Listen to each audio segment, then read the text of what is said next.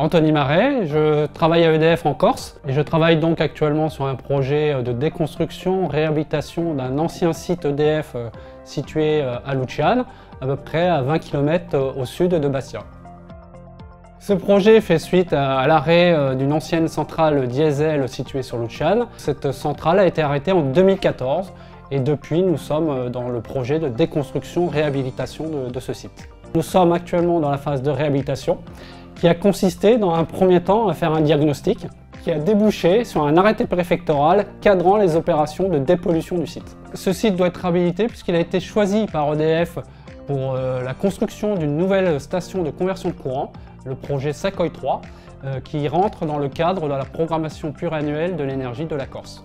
De 2014 à 2019, des études ont été réalisées, études qu'on appelle des diagnostics, qui consistent à réaliser des investigations sur le terrain. Et en fait, ces investigations ont permis de mettre en évidence la présence de composés dans les sols sous la centrale de Luciana, et plus particulièrement sous le bloc usine. Il y a eu une première étape d'essai pilote sur lequel on a testé différentes techniques de dépollution, comme du criblage, du lavage, de la désorption thermique. Les contraintes du site ont conduit en fait EDF à choisir une solution qui a été proposée et retenue par Ortex-Soléo de terrassement, criblage et évacuation hors site. La stratégie choisie par Ortex-Soléo, c'est d'établir au démarrage du chantier ce qu'on appelle des plans de terrassement, donc basés sur les données existantes. Ces plans de terrassement étaient la base de nos terrassements et nous a permis le tri des matériaux, ce qui nous a permis de séparer les matériaux potentiellement impactés des matériaux sains.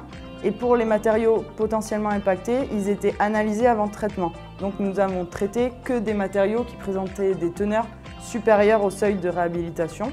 Donc ces matériaux-là ont été criblés et une fois criblés, la partie fine, qui représente environ 40%, était de nouveau analysée afin de choisir l'exutoire final.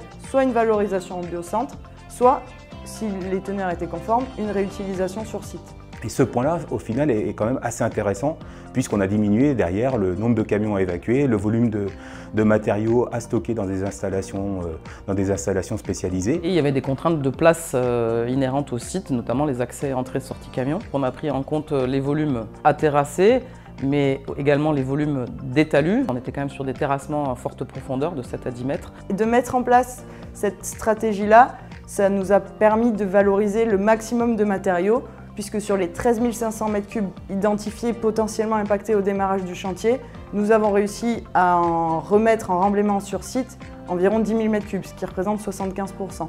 Ortex-Soléo a fait intervenir un de ses partenaires pour mettre en œuvre un confortement assez important. On a mis en œuvre une paroi clouée sur environ 50 mètres linéaires. C'était des travaux assez conséquents, mais qui a permis de limiter les quantités de terre excavées et surtout permettre un accès sécurisé sur le site entrée-sortie camion et maintenir les installations en activité d'EDF. L'enjeu pour Ortex-Soléo, c'était d'arriver à stocker ces matériaux-là le temps qu'ils soient éliminés, puisque c'était assez long finalement à 90 tonnes par jour, sans bloquer le reste du chantier. On a intégré tous ces aspects-là pour définir un phasage précis en 3 phases successives. C'est-à-dire qu'on terrassait une première zone, on triait nos matériaux sur les différentes alvéoles étanches qu'on avait mis en œuvre, qui prennent aussi de la place en termes de stockage. On réutilisait les matériaux conformes en remblaiement et on passait à la phase de terrassement suivante pour permettre d'avoir un flux de matériaux sur site qui soit cohérent et tout ça en toute sécurité évidemment. Il n'existe pas en Corse de structure adaptée permettant de retraiter ce type de matériaux.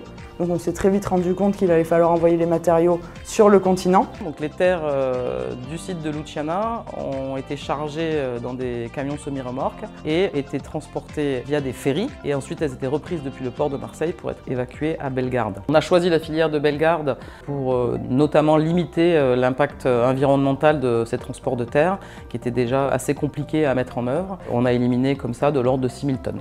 La grosse difficulté, ça a été les cadences d'élimination des matériaux, puisqu'on était à environ 3 bennes par jour, ce qui fait, pour se rendre compte, environ 90 tonnes par jour.